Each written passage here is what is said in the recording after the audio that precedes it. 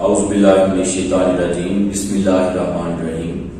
Dear students, आज हम इंशाल्लाह चैप्टर 3 जो है उसकी एक्सरसाइज को डिस्कस करेंगे। और एक्सरसाइज से पहले एक छोटा सा टॉपिक था जिसमें हमने आयोनिक और कोवेलेंट कंपाउंड्स की प्रॉपर्टीज जो हैं इनकी कंपैरिजन करना था। तो इसके ऊपर बोर्ड में शार्ट क्वेश्चन जो है वो बाज़ बात बनता है, तो हम इसको अभी डिस्कस कर लेंगे। सबसे पहले तो हमने ये देखना है कि कंपाउंड्स की जो फिजिकल प्रॉपर्टीज होती हैं और जो केमिकल प्रॉपर्टीज होती हैं वो किस चीज पे डिपेंड करती हैं।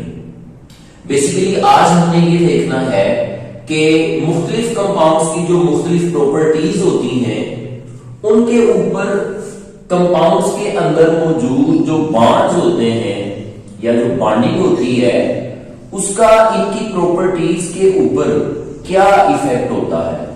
सो हमने असल में डिस्कस करना है the effect of bonding on properties of compounds. तो सबसे पहले बात करेंगे कि फिजिकल प्रॉपर्टीज के ऊपर बॉन्डिंग का क्या इफेक्ट होता है। तो इसके हवाले से ये देख लें कि फिजिकल प्रॉपर्टीज हैं क्या। आमतौर पर आप ये समझ लें कि जो थर्मोडायनेमिक वैल्यूज हैं मुख्तलिफ कंपाउंड्स की वो इनकी फिजिकल प्रॉपर्टीज में आती हैं। मसलन सब्सटेंसेस की डेंसिटी हो गई, विस्कोसिटी हो गई, वेपर प्रेशर हो गया, मेल्टिंग पॉइंट हो गया, बॉइलिंग पॉइंट हो गया, सॉल्युबिलिटी ऑफ कंपाउंड हो गई। ये सारी चीजें जो है बेटा ये फिजिकल प्रॉपर्टीज कहलाती हैं। अब आपने याद रखना है कि बॉन्डिंग जो है वो कंपाउंड्स के अंदर दो तरह की होती है। एक होती है केमिकल बॉन्डिंग, एक होती है फिजिकल बॉन्डिंग। अब केमिकल बॉन्डिंग से मुराद क्या है और फिजिकल बॉन्डिंग से मुराद क्या है, चैप्टर नंबर 4 में हम इंशाल्लाह इस पे बड़ी डिटेल से बात करेंगे कि हमने इंटरमॉलिक्यूलर फोर्सेस की डिफरेंट टाइप्स और कैटेगरीज को उसके अंदर जो है वो कवर करना है। मगर यहाँ पे मैं आपको सिर्फ इसका थोड़ा सा फर्क समझा देता हूं कि इसका डिफरेंस क्या है। जैसे देखें कि मेरे पास ऑक्सीजन का एक एटम है, इसने दो हाइड्रोजन के एटम्स के साथ दो कोवेलेंट बॉन्ड बनाए हुए। याद रखें ये जो दो बॉन्ड हैं ये बेटा केमिकल बॉन्ड है, ये परमानेंट बॉन्ड है। ठीक है जी, केमिकल और परमानेंट बॉन्ड्स हैं इन तीनों एटम्स के दरमियान। ये एक मॉलिक्यूल के अंदर मौजूद पाई जाने वाली बॉन्डिंग है। जब एक मॉलिक्यूल अपने ही जैसे कि अपने से मुख्तलिफ किसी दूसरे मॉलिक्यूल को अपनी तरफ अट्रैक्ट करता है तो फिर उसकी वजह से अट्रैक्टिव फोर्सेस जनरेट होती हैं। याद रखना है कि ये अट्रैक्टिव फोर्सेस जो हैं ये परमानेंट बॉन्ड्स की फॉर्म में नहीं होती। सही है, ये देखिए ये वाटर का एक मॉलिक्यूल, इसमें दो परमानेंट केमिकल बॉन्ड आ गए, ये भी दो परमानेंट केमिकल बॉन्ड आ गए। मगर ये जो अट्रैक्शंस हैं ये मॉलिक्यूल्स मोबाइल होते हैं, तो जैसे ये मॉलिक्यूल एक दूसरे से अवे होंगे ये बॉन्ड ब्रेक हो जाएगा। लिहाजा इस बॉन्ड को हम कहते हैं इंटरैक्शन या अट्रैक्शंस या फिजिकल फोर्सेस या फिजिकल बॉन्ड्स। ठीक हो गया। सो आपने याद रखना है कि जो फिजिकल प्रॉपर्टीज होंगी वो इन इंटरमॉलिक्यूलर फोर्सेस पर डिपेंड करेंगी, इंटरमॉलिक्यूलर फोर्सेस पर। और जो केमिकल प्रॉपर्टीज होंगी, मसलन केमिकल प्रॉपर्टीज में किसी कंपाउंड की रिएक्टिविटी या उसका स्पीड ऑफ रिएक्शन आता है, तो इन प्रॉपर्टीज का ताल्लुक जो है वो इन बॉन्ड्स के साथ होता है। लिहाजा केमिकल प्रॉपर्टीज डिपेंड करेंगी केमिकल बॉन्ड्स के ऊपर, जबकि फिजिकल प्रॉपर्टीज डिपेंड करेंगी फिजिकल बॉन्डिंग के ऊपर। ठीक हो गया। सो आपने याद रखना है कि these properties are affected by interactions between the molecules and chemical properties are always affected by the permanent chemical bonds present in one molecule. ठीक हो गया। तो ये हमारे पास जो है ये बॉन्डिंग का इफेक्ट आ गया। अब इसी बॉन्डिंग के इफेक्ट को हम आगे फर्दर स्टडी करेंगे। सबसे पहले हमने प्रॉपर्टीज में से बात करनी है थी about solubility of ionic compounds.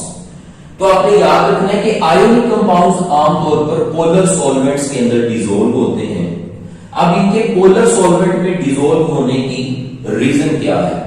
Reason ये है कि जब आप किसी आयोनिक सब्सटेंस को किसी पोलर सॉल्वेंट मसल वाटर के अंदर ऐड करते हैं, जैसे मैंने यहां पे रिप्रेजेंट किया हुआ है, तो होता क्या है कि NaCl को लेट्स सपोज आपने वाटर में ऐड कर दिया, तो आयोनिक कंपाउंड्स आपने मैट्रिक में पढ़ा हुआ है, जब हम उन्हें वाटर में ऐड करते हैं तो उनकी आयोनाइजेशन हो जाती है।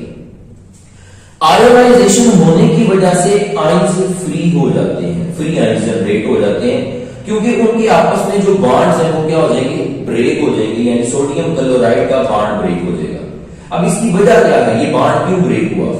देखिए ये सोडियम आयन है, इसका बॉन्ड बना हुआ था क्लोराइड आयन के साथ, Cl नेगेटिव के साथ।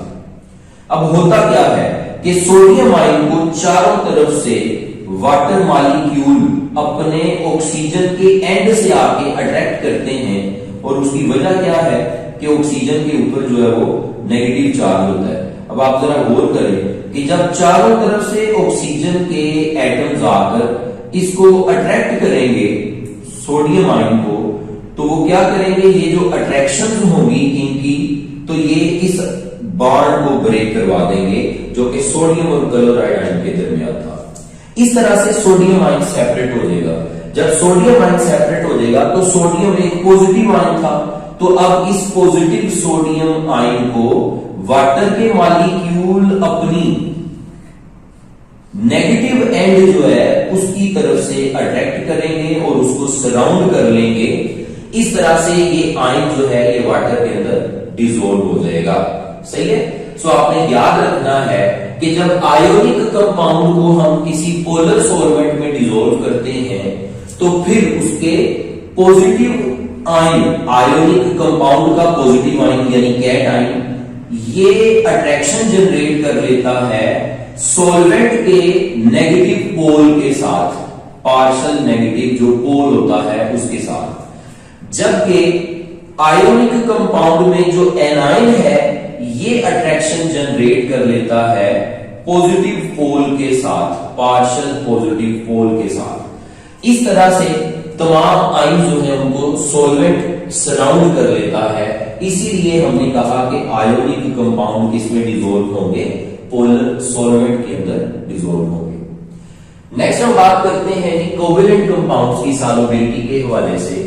तो आपने याद रखना है, अब सिनेरियो थोड़ा सा डिफरेंट है, इसमें दो पॉसिबिलिटीज है कि पोलर सोल्यूट जो है वो पोलर सॉल्वेंट में डिसॉल्व होगा, जबकि नॉन पोलर सोल्यूट जो है वो नॉन पोलर सॉल्वेंट में डिसॉल्व होगा। यानी कोवेलेंट कंपाउंड्स के केस में ये फिर जो सॉल्युबिलिटी है ये डिपेंड करेगी नेचर ऑफ सोल्यूट के ऊपर। कैसे? सोल्यूट फिर दो तरह का होगा कोवेलेंट कंपाउंड्स में, एक पोलर और एक नॉन पोलर। अगर आपने डाइपोल मोमेंट का टॉपिक अच्छे से समझ लिया होगा इससे पहले वाला, तो फिर आपको पता होगा कि पोलर सोल्यूट में और नॉन पोलर सोल्यूट में डिफरेंस क्या होता है। नॉन पोलर मॉलिक्यूलों के अंदर कोई पार्शियल नेगेटिव या पार्शियल पॉजिटिव पोल मौजूद नहीं होता, जबकि पोलर सोल्यूट्स के अंदर एटम्स जो हैं वो उनके ऊपर नेगेटिव और पॉजिटिव पोल्स या चार्जेस मौजूद होते हैं। लिहाजा जब आप किसी पोलर सोल्यूट को पोलर सॉल्वेंट में ऐड करते हैं तो ऑपोजिट पोल्स एक दूसरे को अट्रैक्ट करते हैं। किस तरह से? जैसे देखिए मैंने HCl को वाटर में ऐड कर दिया। अब हाइड्रोक्लोरिक एसिड में हाइड्रोजन की इलेक्ट्रोनेगेटिविटी लेस होती है, क्लोरीन की मोर होती है। हाइड्रोजन पे पार्शियल पॉजिटिव, क्लोरीन पे पार्शियल नेगेटिव चार्ज आया, ये एक पोलर सोल्यूट आ गया जिसको मैंने वाटर में ऐड कर दिया। अब ये सॉल्वेंट है, HCl सोल्यूट है, जबकि वाटर जो है वो यहां पर सॉल्वेंट है। अब सॉल्वेंट खुद भी पोलर है, पहली statement polar solute in polar solvent. Water पर हाइड्रोजन पार्शियल पॉजिटिव और वाटर में ऑक्सीजन पार्शियल नेगेटिव। अब होगा क्या कि सोल्यूट का पार्शियल नेगेटिव आयन यानी क्लोराइड आयन वाटर के पार्शियल पॉजिटिव आयन यानी हाइड्रोजन की तरफ अट्रैक्शन शो करेगा। इस तरह से HCl वाटर के अंदर डिसॉल्व हो जाएगा। और ये भी हो सकता है कि HCl का पॉजिटिव पोल वाटर की नेगेटिव पोल यानी ऑक्सीजन के साथ अट्रैक्शन करे और उसके अंदर डिसॉल्व हो। उसके बाद non polar solvent non polar solvent में ही डिसॉल्व होता है। उसकी वजह क्या है? आपने याद रखना है कि इस केस में सोल्यूट और सोल्यूट के दरमियान जो अट्रैक्शन है, लेट्स सपोज मैंने कार्बन टेट्राक्लोराइड को बेंजीन के अंदर डिसॉल्व करना है। अब कार्बन टेट्राक्लोराइड भी नॉन पोलर है और बेंजीन भी नॉन पोलर है। आपने याद रखना है कि कार्बन टेट्राक्लोराइड डिसॉल्व होने से पहले उसकी आपस में अट्रैक्शंस हैं, इसको हम कहते हैं सोल्यूट सोल्यूट इंटरैक्शन। जबकि सॉल्वेंट मॉलिक्यूलों में बेंजीन बेंजीन की आपस में अट्रैक्शन होगी, इसको हम कहते हैं सॉल्वेंट इंटरैक्शन। तो होता क्या है, जब आप नॉन पोलर सोल्यूट को नॉन पोलर सॉल्वेंट में ऐड कर देते हैं तो उनकी जो आपस की अट्रैक्शन है तकरीबन उतनी ही अमाउंट की फोर्सेस मौजूद होती हैं उनकी ऑपोजिट साइड पे, यानी सोल्यूट और सॉल्वेंट के दरमियान। यानी सोल्यूट और सोल्यूट में जितनी फोर्सेस हैं, तो जब सोल्यूट को सॉल्वेंट में डाल देंगे तो सोल्यूट और सॉल्वेंट की अट्रैक्शंस भी तकरीबन उतनी ही होगी। तो सेम फोर्सेस होने की वजह से सोल्यूट को सोल्यूट से अलग करना आसान है, सॉल्वेंट को सॉल्वेंट से अलग करना आसान है, यानी सोल्यूट और सॉल्वेंट को आपस में अट्रैक्शन जनरेट करवाना आसान है। इसलिए non polar solvent non polar solvent solute जो है वो आपस में डिसॉल्व होंगे। जो सोल्यूट सोल्यूट और सॉल्वेंट सॉल्वेंट उनकी आपस में अट्रैक्शन थी वो खत्म हो जाएगी, न्यू अट्रैक्शन जनरेट होगी जो कि सोल्यूट और सॉल्वेंट के दरमियान होगी, ये वाली फोर्सेस। ठीक है, नेक्स्ट हम बात करते हैं जी आयोनिक कंपाउंड्स के ऊपर। तो आपने याद रखना है रिएक्शंस ऑफ आयोनिक कंपाउंड्स को हमने स्टडी करना है। आयोनिक कंपाउंड्स जो हैं ये सॉलिड स्टेट के अंदर लेस रिएक्टिव होते हैं। उसकी रीजन क्या होती है कि सॉलिड स्टेट में जो आयंस होते हैं ये आयंस अपनी जगह पर फिक्स होते हैं, क्योंकि इनके दरमियान बहुत ही ज्यादा स्ट्रॉन्ग बॉन्ड्स प्रेजेंट होते हैं। लिहाजा इनको अट्रैक्टिव बनाने के लिए या इनको ज्यादा रिएक्टिव बनाने के लिए जरूरी है कि इनके बॉन्ड्स किसी तरह से ब्रेक किए जाएं। अब उसके दो वेज हैं, या तो आयोनिक कंपाउंड को मेल्ट कर दिया जाए या फिर उसे किसी पोलर सॉल्वेंट में डिसॉल्व करके उसका सॉल्यूशन बना लिया जाए। दोनों केसेस में क्या होना है आपने याद रखनी है कि आयंस फ्री हो जाएंगे। मोल्टन स्टेट में भी और सॉल्यूशन स्टेट में भी आयोनिक कंपाउंड्स जो हैं ये फ्री आयंस में कन्वर्ट हो जाते हैं। तो जब आयंस फ्री हो गए हैं इसका मतलब कि बॉन्ड ब्रेक हो चुका है। तो जब आप दो मोल्टन आयोनिक कंपाउंड्स को या दो आयोनिक कंपाउंड्स के सॉल्यूशंस को मिक्स करेंगे तो आपको किसी भी बॉन्ड को ब्रेक करने की जरूरत ही नहीं है, बॉन्ड ऑलरेडी ब्रेक हुए हुए। सिर्फ क्या होना है, इंटरमिक्स करना है और उनके दरमियान में रिएक्शन हो जाएगा और नए बॉन्ड फौरन जो है वो बनना शुरू हो जाएंगे। इस तरह से आयोनिक कंपाउंड्स मोल्टन स्टेट में और सॉल्यूशंस की स्टेट में high rate of reaction show करते हैं, यानी बहुत ज्यादा रिएक्टिव होते हैं। इनके साथ कंपेयर कर लेते हैं हम कोवेलेंट कंपाउंड्स को। आपने याद रखना है कि कोवेलेंट कंपाउंड्स के रिएक्शंस बहुत ज्यादा स्लो होते हैं। उसकी वजह क्या है कि इसमें हमें पुराने बॉन्ड ब्रेक भी करने पड़ते हैं और नए बॉन्ड बनाने भी पड़ते हैं। इस वजह से इनके जो रिएक्शंस के रेट्स हैं वो बहुत ही ज्यादा स्लो होते हैं। और दूसरी वजह यह है कि आयोनिक कंपाउंड्स में बहुत ज्यादा पॉजिटिव और नेगेटिव आयंस मौजूद होते हैं, हाई चार्ज वाले। मगर इनके अंदर कोवेलेंट कंपाउंड्स में या तो नॉन पोलर होते हैं और अगर पोलर हो तो लेस पॉजिटिव और लेस नेगेटिव चार्ज वाले एटम्स मौजूद होते हैं। इसलिए अट्रैक्शन बहुत ज्यादा स्ट्रॉन्गर नहीं होती, वीक अट्रैक्शन होती हैं। इस वजह से भी रिएक्शन जो है वो स्लो प्रोसीड होता है। फिर आपने याद रखना है कि कोवेलेंट कंपाउंड जो है इनके केमिकल रिएक्शन जो है इनकी मैकेनिज्म या इनके मेथड या इनकी टाइप्स बहुत ज्यादा है, इसलिए टाइप ऑफ रिएक्शन पे भी डिपेंड करेगा। सही है। सो आपने याद रखना है कि आमतौर पर कोवेलेंट कंपाउंड्स के मसलन इनमें रिडॉक्स रिएक्शंस होते हैं, इनमें ऑक्सीडेशन कंबस्टन रिएक्शन, ठीक है, सब्स्टिट्यूशन रिएक्शन होता है, एलिमिनेशन रिएक्शन होता है। ये इंशाल्लाह हम इस पे सेकंड ईयर में बात करेंगे जाके types of reactions of compounds के बारे से। तो आपने याद रखना है, अभी सिर्फ ये बात याद रखनी है कि कोवेलेंट कंपाउंड्स के रिएक्शंस की टाइप्स बहुत ज्यादा हैं, तो हर रिएक्शन जो है वो अपनी कैटेगरी के मुताबिक स्पीड शो करेगा रिएक्शन की। नेक्स्ट हम बात करेंगे जी directional nature of covalent bonds. आपने याद रखना है कि जब कोवेलेंट बॉन्ड बनते हैं तो कोवेलेंट बॉन्ड बनने से पहले किसी एटम के अंदर जो ऑर्बिटल्स हैं वो स्पेसिफिक एंगल पे मौजूद होते हैं। जैसे देखें ये ब्लू कलर के मैंने कार्बन के 4 ऑर्बिटल्स बनाए हैं। ये मैंने आपके सामने एक sp3 हाइब्रिड कार्बन बनाया हुआ है जिसके पास 4 हाइब्रिड ऑर्बिटल्स हैं, ये ब्लू फॉर्म के अंदर। ठीक है। अब जब भी इन ब्लू ऑर्बिटल्स ने बाण बनाना है तो ये इसी एग्जैक्ट एंगल पे या इसी डायरेक्शन के ऊपर रहकर बाण बना सकते हैं। मसलन ये ऑर्बिटल यहां बाण नहीं बना सकता, ये इधर बाण बनाएगा, और दूसरा ऑर्बिटल इससे एक खास एंगल पे मौजूद है, वो उसी डिस्टेंस के उसी एंगल पे मौजूद रहेगा। सो जब ये ऑर्बिटल्स ओवरलैपिंग करते हैं तो वो खास डायरेक्शंस के अंदर ओवरलैपिंग करते हैं। आप यूं समझ लें, मैं इनको ये एरो से शो कर देता हूं, इधर, इधर और ये इधर। ये स्पेसिफिक डायरेक्शंस हैं जिसके अंदर कार्बन एटम ने ओवरलैपिंग करनी है, जिसकी वजह से बाण स्पेसिफिक एंगल और खास डिस्टेंस पे बनते हैं।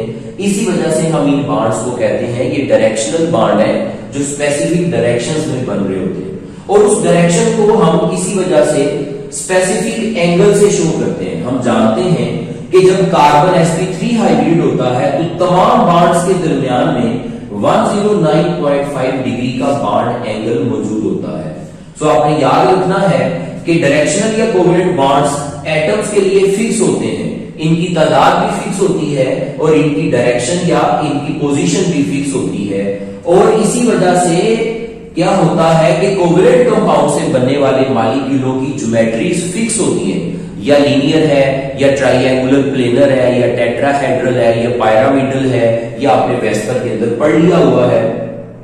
सो आपने याद रखना है कि covalent bonds are directional in nature, और इन्हीं डायरेक्शनल नेचर्स की वजह से आपने याद रखना है कि कोवेलेंट कंपाउंड्स के अंदर आइसोमेरिज्म का प्रोसेस पाया जाता है।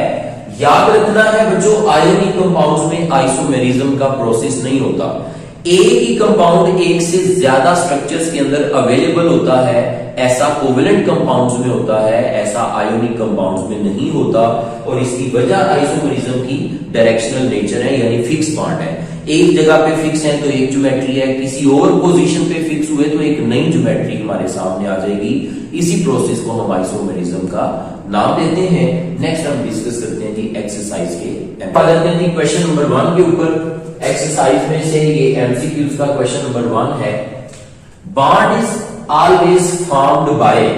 अब ऑप्शन के अंदर मौजूद है जी हमारे पास इलेक्ट्रॉन लूज से, इलेक्ट्रॉन गेन से, इलेक्ट्रॉन शेयर से, जबकि हम ये जानते हैं कि बॉन्ड किसी भी तरह से बन सकता है। आमतौर पर इलेक्ट्रॉन गेन और इलेक्ट्रॉन लूज जो है ये उस वक्त होता है जब आयोनिक बॉन्ड बनता है, मगर जब कोवेलेंट बॉन्ड बनना होता है तो फिर इलेक्ट्रॉन शेयर होता है। लिहाजा डेल्टा ऑप्शन सिलेक्ट करेंगे। All of these are bond is always formed by electron lose, gain और शेयर। इसके बाद हम आते हैं सेकंड स्टेटमेंट के ऊपर। क्वेश्चन नंबर 2 है एक्सरसाइज में से, बॉन्ड फॉर्मेशन इन एटम्स। जब एटम्स के दरमियान में बॉन्ड की फॉर्मेशन होती है तो क्या होता है, आपने याद रखना है कि formation of bond is exothermic process. ये बात आपने याद रखनी है कि the formation of bond is exothermic in nature, जिसकी वजह से हीट रिलीज होगी। अगर हीट रिलीज होगी तो हीट के रिलीज होने की वजह से एनर्जी क्या हो जाएगी, डिक्रीज हो जाएगी। तो याद रखना है कि जितनी भी लो एनर्जी सब्सटेंसेस होती हैं वो हाईली स्टेबल होती है। एटम्स बॉन्ड बनाते ही इसलिए हैं कि वो अपने आप को स्टेबलाइज कर सके, और वो स्टेबलाइज करते हैं एनर्जी लूज करके। सो आपने याद रखना है कि इंक्रीज हो जाएगी स्टेबिलिटी, डिक्रीज कर जाएगी एनर्जी। सो हम बीटा ऑप्शन को सिलेक्ट करेंगे इसमें से। उसके बाद एमसीक्यू नंबर 3 है, molecule with zero dipole moment. अब उसने डिफरेंट मॉलिक्यूल जो हैं वो ऑप्शंस के अंदर सिलेक्ट किए हुए दिए हुए हैं आपको, मगर इसमें 4 ही ऑप्शन, सी ऑप्शन जो है वो बोरोन ट्राइफ्लोराइड है, ये जीरो डाइपोल मोमेंट शो करेगा। मैं इसकी रीजन आपको बता देता हूं कि बोरोन जो है इसके अंदर परफेक्ट ट्राइएंगुलर प्लेनर ज्योमेट्री है। ठीक है, आपको डाइपोल मोमेंट के टॉपिक में मैंने एक बात समझाई थी कि लीनियर मॉलिक्यूल की डाइपोल मोमेंट 0 होती है, ट्राइएंगुलर प्लेनर की 0 होती है, टेट्राहेड्रल मॉलिक्यूल की डाइपोल मोमेंट 0 होती है, जबकि इस तरह के जो बेंट मॉलिक्यूल होते हैं या तो बेंट ऐसा कि उस पे 2 लोन पेयर हो या बेंट ऐसा कि उस पे 1 लोन पेयर हो, तो याद रखना है कि इनकी डाइपोल मोमेंट 0 होगी, मगर इनकी डाइपोल मोमेंट कभी भी 0 नहीं होगी, ये हमेशा पोलर होंगे। सो हम आंसर सिलेक्ट करेंगे बोरोन ट्राइफ्लोराइड BF3।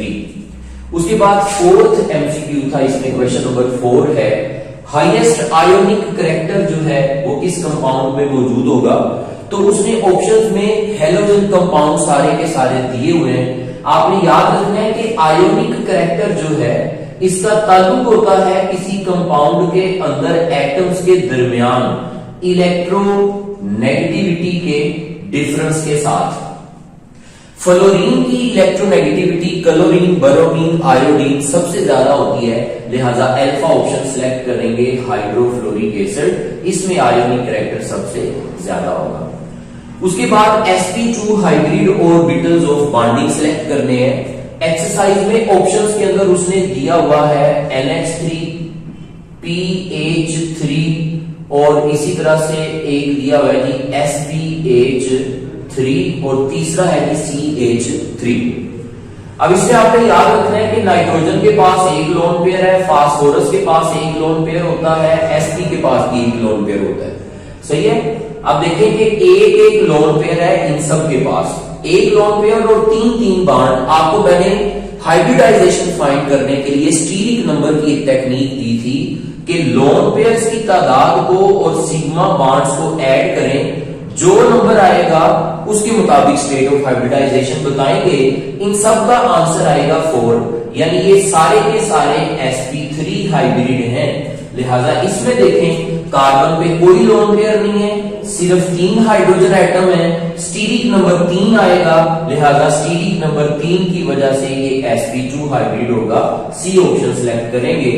उसके बाद क्वेश्चन नंबर 6 है हमारे पास, लिक्विड ऑक्सीजन जो है ये क्या होती है। तो आपने याद रखना है कि एमओटी के मुताबिक, मॉलिक्यूलर ऑर्बिटल थ्योरी के मुताबिक लिक्विड ऑक्सीजन जो है ये पैरा मैग्नेटिक की नेचर होती है, क्योंकि इसके एंटी बॉन्डिंग मॉलिक्यूलर ऑर्बिटल्स के अंदर फ्री इलेक्ट्रॉन्स मौजूद होते हैं। उसके बाद नेक्स्ट क्वेश्चन है question number 7, that is related to form double bond with the same atoms. तो इसमें उसने कार्बन, नाइट्रोजन, ऑक्सीजन वगैरह दिया है, वो सारे जो है वो आपस में डबल बॉन्ड बनाते हैं। सिलिकॉन अपने ग्रेटर साइज की वजह से अपने ही जैसे एटम्स के साथ डबल बॉन्ड नहीं बनाता, सिर्फ सिंगल बॉन्ड बनाता है। सी ऑप्शन सिलेक्ट करेंगे। क्वेश्चन नंबर 8 है हमारे पास, कार्बन मोनोऑक्साइड के अंदर कितने कोवेलेंट बॉन्ड मौजूद होते हैं। इस बात को समझने के लिए आपको कार्बन मोनोऑक्साइड का स्ट्रक्चर अंडरस्टैंड करना होगा कि कार्बन और ऑक्सीजन के दरमियान में 3 बॉन्ड मौजूद होते हैं। इन 3 बॉन्ड्स में से 2 बॉन्ड कोवेलेंट होते हैं और 1 बॉन्ड कोऑर्डिनेट कोवेलेंट बॉन्ड होता है। ये किस तरह से कोऑर्डिनेट कोवेलेंट बॉन्ड है कि कार्बन के पास जो है वो टोटल 4 इलेक्ट्रॉन्स हैं, ऑक्सीजन के पास जो है ये टोटल 6 इलेक्ट्रॉन्स होते हैं। अब होता क्या है कि कार्बन और ऑक्सीजन आपस में 2-2 इलेक्ट्रॉन्स के जरिए 2 कोवेलेंट बॉन्ड बना लेते हैं। अब हुआ क्या कि कार्बन के अपने 4 इलेक्ट्रॉन थे, 2 बॉन्ड उसने बनाए, टोटल 6 हो गए, इसके 8 इलेक्ट्रॉन पूरे नहीं हुए, तो ऑक्सीजन अपना 1 लोन पेयर पूरे का पूरा इसको डोनेट करके इसके साथ एक कोऑर्डिनेट कोवेलेंट बॉन्ड बनाएगा। ऑक्सीजन पे पार्शियल पॉजिटिव आ जाएगा, कार्बन पे पार्शियल नेगेटिव चार्ज आ जाएगा। इस तरह से कार्बन और ऑक्सीजन के दरमियान 2 कोवेलेंट बॉन्ड और एक कोऑर्डिनेट कोवेलेंट बॉन्ड होता है। आंसर सेलेक्ट करेंगे बी। क्वेश्चन नंबर 9 है, bond angle in water is. तो वाटर के अंदर ऑक्सीजन के ऊपर 2 लोन पेयर होते हैं और बेंट ज्योमेट्री होती है, तो ये वाला जो एंगल है ये 104.5 डिग्री का बॉन्ड होगा। डेल्टा सिलेक्ट करेंगे। क्वेश्चन नंबर 10 है, शेप ऑफ अमोनिया। तो अमोनिया के अंदर नाइट्रोजन के ऊपर 1 लोन पेयर होता है, 3 बॉन्ड मौजूद होते हैं कोवेलेंट बॉन्ड। इस तरह से इस ज्योमेट्री को हम पिरामिडल ज्योमेट्री का नाम देते हैं, बी ऑप्शन। क्वेश्चन नंबर 11 है, लास्ट क्वेश्चन है, latest energy of ionic compounds. आपने याद रखना है कि लेटेस्ट एनर्जी जो है ये डायरेक्टली प्रोपोर्शनल होती है चार्ज के। आयोनिक कंपाउंड्स में क्योंकि कैटाइंस और एनाइंस के ऊपर काफी ज्यादा सफिशिएंट नेगेटिव और पॉजिटिव चार्ज मौजूद होता है, लिहाजा इनकी लेटेस्ट एनर्जी बहुत ज्यादा हाई होती है। लेटेस्ट एनर्जी वो एनर्जी होती है जो 1 मोल आयोनिक बॉन्ड्स को ब्रेक करने के लिए रिक्वायर होती है, तो इसलिए हमेशा ये हाई होगी। बी ऑप्शन सिलेक्ट करेंगे। यहां पे हमारी